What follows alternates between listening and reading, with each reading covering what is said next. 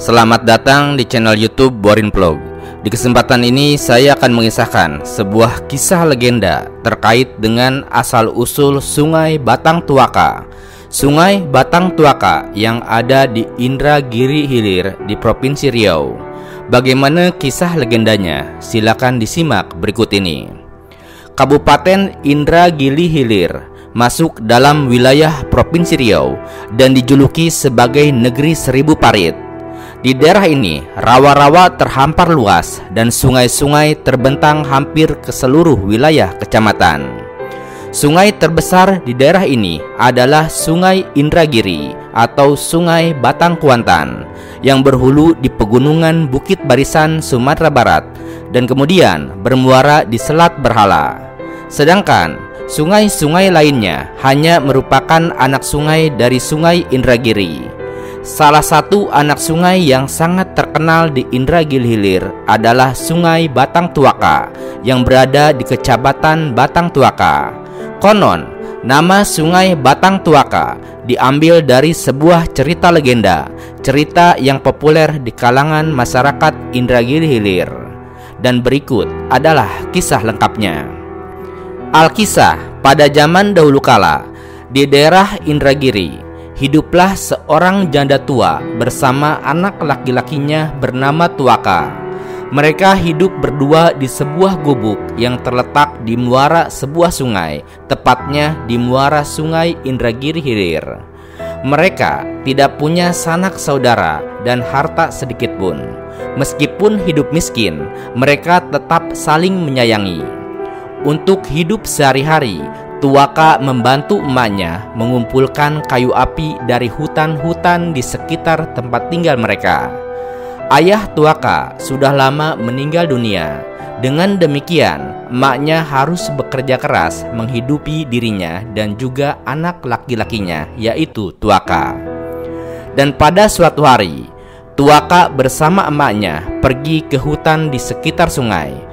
Mereka mencari kayu api untuk dijual dan juga untuk memasak sehari-hari.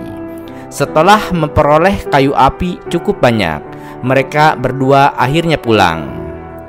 "Mak, kalau emak lelah, biarlah Tuaka saja yang menggendong kayu apinya," kata Tuaka saat melihat emaknya kelelahan. "Tak apa Tuaka, emak masih kuat. Lagi pula, kayu bakar yang ada padamu juga banyak," jawab emak Tuaka sambil melanjutkan langkahnya.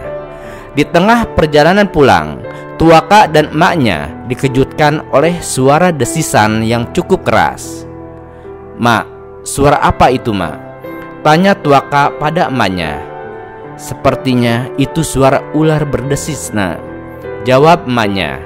Ternyata benar, tak jauh dari mereka, dari arah tebing sungai, tampak dua ekor ular besar sedang bertarung.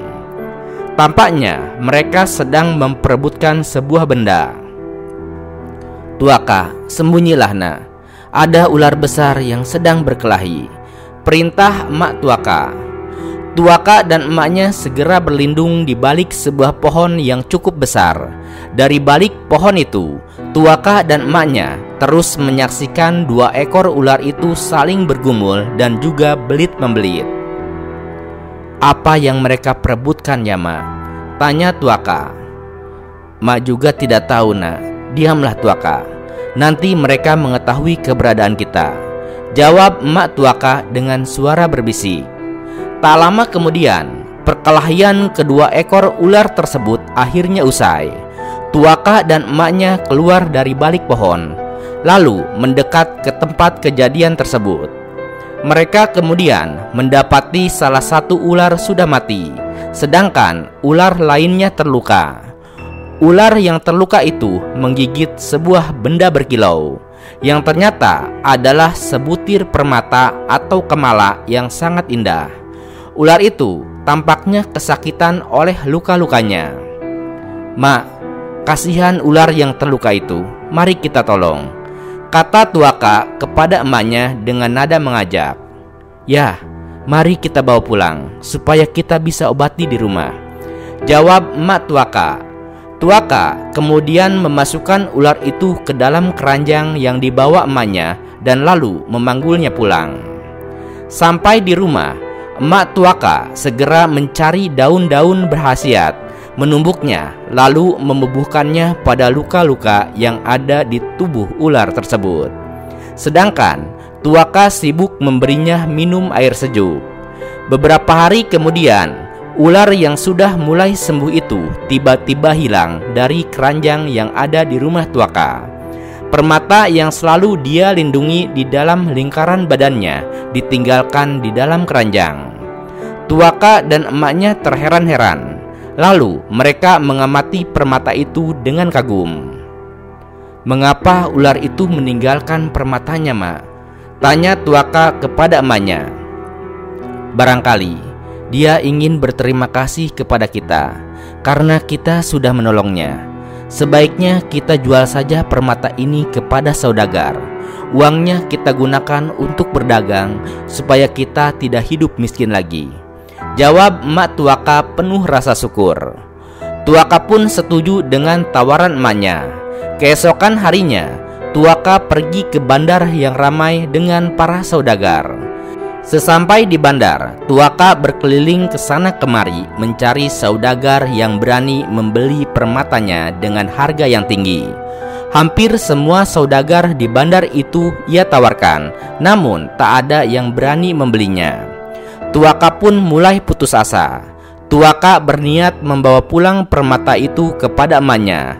Namun ketika sampai di ujung bandar, tiba-tiba ia melihat seorang saudagar yang sepertinya belum ia tawarkan.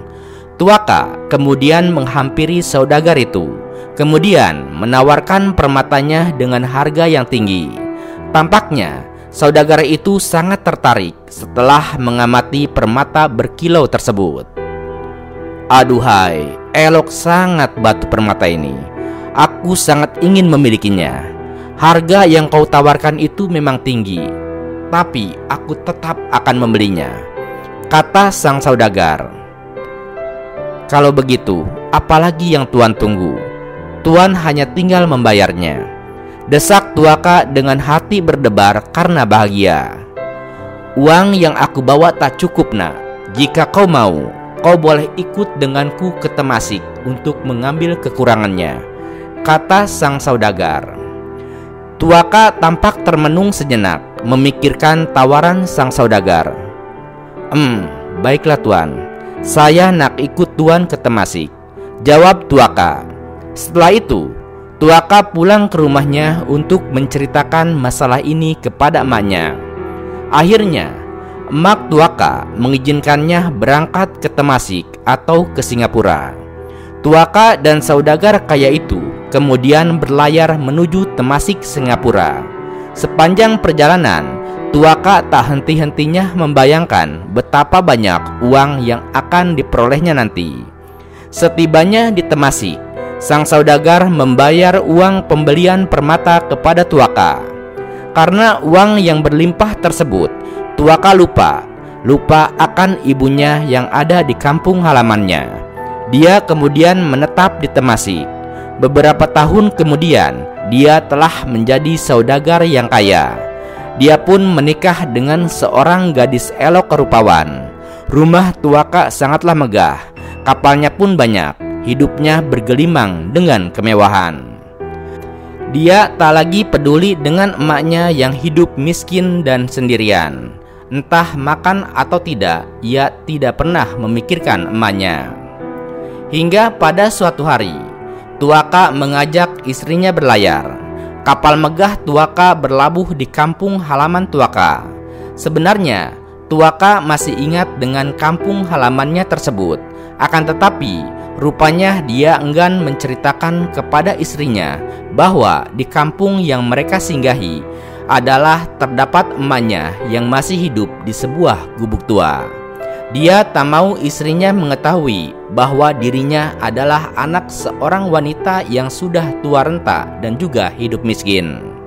Sementara itu, berita kedatangan Tuaka akhirnya terdengar pula oleh emaknya. Emaknya pun bergegas menyongsong kedatangan anak lelakinya yang bertahun-tahun tak terdengar kabar beritanya tersebut. Karena rindu tak terbendung, ia ingin bertemu anaknya. Emak Tuaka pun bersampan mendekati kapal megah Tuaka.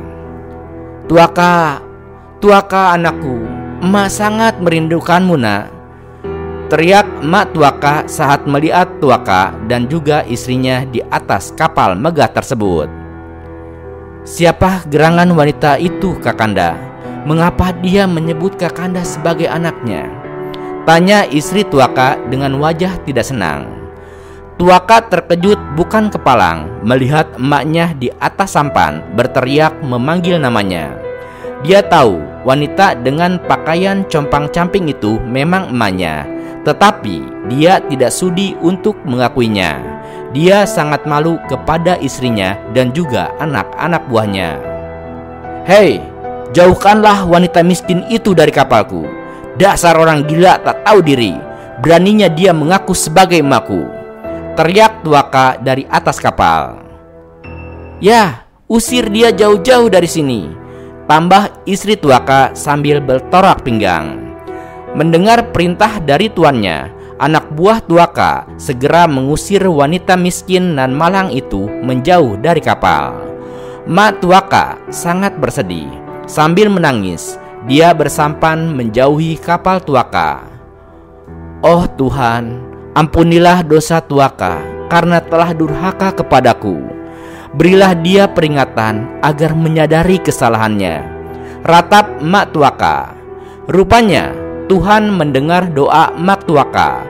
Sesaat setelah doa Mak Tuaka terucap, tiba-tiba Tuaka berubah menjadi seekor burung elang. Begitu pula istri Tuaka, dia berubah menjadi seekor burung punai. Mak Tuaka sangat terkejut dan juga sedih melihat anaknya berubah menjadi burung. Walaupun Tuaka telah menyakiti hatinya, sebagai seorang ibu, ia sangat mencintai anaknya. Burung elang dan burung punai tersebut akhirnya terbang berputar-putar di atas muara sungai sambil menangis. Air mata kedua burung itu menetes, membentuk sungai kecil yang semakin lama semakin besar. Sungai itu kemudian diberi nama Sungai Tuaka. Kemudian oleh masyarakat setempat mengganti kata sungai ke dalam bahasa Melayu menjadi batang, sehingga nama Sungai Tuaka berubah menjadi Batang Tuaka. Sejak itu pula, daerah di sekitar muara sungai tersebut diberi nama Batang Tuaka, yang kini dikenal sebagai Kecamatan Batang Tuaka yang masuk ke dalam wilayah Kabupaten Indragiri Hilir di Provinsi Riau. Masyarakat Melayu Indragiri, baik di hilir maupun hulu sungai, meyakini legenda ini benar-benar pernah terjadi pada zaman dahulu kala, yaitu di sekitar muara sungai Indragiri. Jika ada suara jerit elang berkulik, terutama pada siang hari di sekitar muara sungai Tuaka, masyarakat setempat meyakini bahwa suara burung tersebut sebagai penjelmaan dari Tuaka yang menjerit memohon ampun kepada emaknya. Nah, itulah legenda asal-usul dari Sungai Batang Tuaka. Sungai Batang Tuaka yang ada di Indragiri Hilir di Provinsi Riau. Benar atau tidaknya kisah ini hanyalah berdasarkan cerita rakyat yang sudah beredar dari zaman ke zaman. Terima kasih sudah menyimak kisah ini di channel YouTube Borin Vlog. Di channel ini Anda juga bisa menyimak berbagai kisah legenda lainnya, baik itu asal-usul sungai maupun asal-usul gunung, baik itu yang ada di Riau maupun berbagai wilayah Indonesia. Terima kasih atas perhatiannya dan sampai jumpa di cerita lainnya.